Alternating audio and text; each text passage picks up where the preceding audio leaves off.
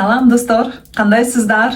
Силер менен бүгүн дагы бул видеодо Зузу Качиева уникалдуу коуч. Бир айым комментарий калтырып кетиптир. Тилекке каршы айымдын аты жок экен, ошондуктан бир айым деп айтамын. Темасы мындай экен: күйөөмдү ар дайым кызганып берем, ошонун аркасынан көп урушабыз. Эмне кылсам болот деп. Андыктан кызгануу темасын талкуулайлы. Ушул темага кирип көрүп, ар кайсы тарабынан, ар кайсы жагынан анан чогуу ой жүгүртүп, аягына сиз өзүңүзгө жыйынтык чыгарсаңыз болот. Демек, эмне себептен сиз кызганыч эмоциясы ушунчалык көп болуп жатканына. Анда эмесе кеттик. Биринчи кезекте чоң ыраазычылык ушул айымга ушундай комментарий калтырып кеткениңиз үчүн, ошол комментарийдин аркасында ушундай видео жаралып отурат. Сизге чоң рахмат. Анда эмесе мен сизге жакшы кабарым бар. Бул жакшы кабар эмне десе, көрсө биз жаралганда эле бизде ушундай эмоциялар менен жараткан экен. Мисалы, кызгануу эмоциясы бул жанагындай сүйүнүү, кубануу, таарынуу, ыраазы болуу, ушундай эле эмоцияларга кирет. Тек гана адам баласы терс эмоция жана оң эмоция деп атап коюшкан. Негизи баардык эмоция бизде бар. Бизде жаратканда эле Кудайыбыз ушул эмоциялар менен жараткан. Атүгүл Кудайым өзү дагы кызгануу эмоциясын көрсөтөт экен. Кызгануунун аркасында ачуулануу дагы. Мисалы, биз Кудайга жаратканга эмес, буттарга же сүрөттөргө же жаратылышка сыйынып кетсек, ал дагы кызганат экен. Анда эмесе бизде ошо табигый кызгануу сапаты бар болсо, эмне себептен биз анын зыянын көрүп жатабыз. Ошондуктан ар бир нерсенин эле оң жагы бар, терс жагы бар, ар бир нерсенин пайдалуу жагы бар, зыяндуу жагы бар болгондой эле, кызгануунун дагы ошондой зыяндуу жагы бар.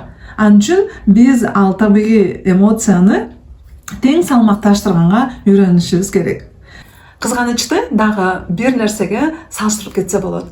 Бул кандай эмоция десе, мисалы, бычакты мисалга алалы. Бир дагы ашкана бычаксыз оокат жүрбөй турабы? Бычак менен биз оокат жасайбыз, кесебиз, арчыйбыз, туурайбыз дегендей бычаксыз мүмкүн эмес. Бирок бычактын да зыян жагы бар. Колубузду кесип алышыбыз мүмкүн, түгүл адамды да өлтүрүп коюшу мүмкүн. Андыктан кызганыч дагы пайдалуу жагы бар, зыяндуу жагы бар. Ошол бычак сыяктуу эле. Биз ошол кызганычтын өзүбүзгө зыян келтирбеши үчүн, өзүбүздү каймана мааниде кесип албашыбыз үчүн же өлтүрүп албаш үчүн биз азыртадан ошого аракет жасашыбыз керек. Кызганыч табигый болот, анан патологиялык болот да. Патологический деп коет орусча. Мисалы, сиз канчанчы бала болуп төрөлдүңүз үй бүлөдө, атаңыз кызганчаак беле же апаңыз кызганчаак беле, же бир кандайдыр бир окуя болду эле бала чагыңызда, кички чагыңызда. Көп нерсе ушул суроолорго жооп алуудан келип чыгат. Эмне себептен адамда ошондой кызганыч ашыкча бар экен. Ал жөндөн жок пайда болуп калбайт.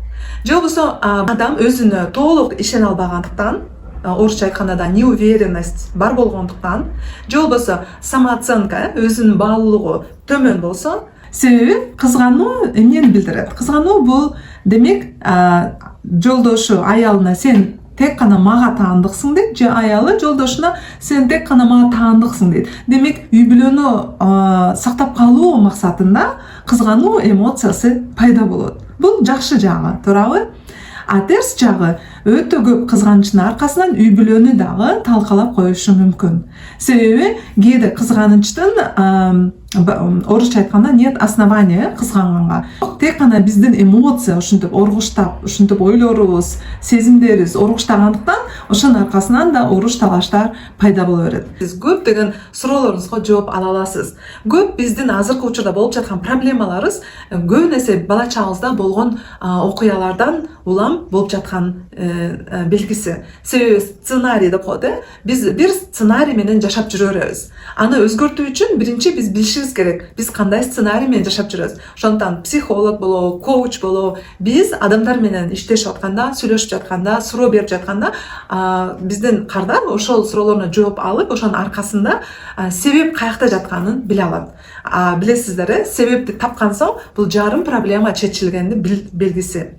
Ошондуктан биринчи кезекте биз себебин табабыз. Анан самооценкаңызды жакшыртсак, себебин тапсак, сизде ошондой патологиялык кызгануунун жол калбай калат, жер калбай калат. А табигый кызганыч ал ар дайым биз менен болот. Дагы бирден бир себеби самооценкабыз начар болушу мүмкүн. Самооценка өзүмдү баалуулугум туурабы кыргыз тилинде. Ошол самооценканы көтөрүү дагы туура келет. Себеби өзүбүзгө болгон ишенимдүүлүк жок болгондуктан биз кызгана беришибиз мүмкүн. Мен коуч катары сонун бир программам бар. Уникалдуумун деген программа. 2 ай бою жекеме жеке мени менен ошол программаны өткөндө сиздин самооценкаңыз өзүнүн туура нугуна көтөрүлөт. Ошондуктан мага ушул жерден WhatsApp болобу, Telegram болобу, Instagram болобу жазыңыз, самооценка деп жазсаңыз, мен сиз менен дароо эле байланышка чыгам. Биринчи сессияны бекер кылып берем. Биринчи сессиядан мен сиздин самооценкаңыз кайсыл деңгээлде, кайсыл жерде экенин аныктап берип, андан ары эмне кылышыбыз керектигин жана кантип кызматташсак боло турганын сүйлөшсөк болот. Биз ушундай заманда жашап жатабыз. Өнүгүү өсүү ушунчалык маанилүү роль ойноп калды. Сиздер туура кыласыздар, суроолорду берип, суроолорду комментарийге жазып, дагы да болсо сиздерде ушундой сыяктуу суроолор же каалоолор болсо жазып коюңуздар. Мен ошол ар бир сиздин комментарийиңизге ушундай видео, пайдалуу, керектүү маалымат менен видео жасап, ушинтип чыгарып турамын. Мына достор, ушу менен ушул видеодо ушундай темада талкууладык. Аны эмесе эмки видеодо көрүшкөнчө сак саламатта калыңыздар.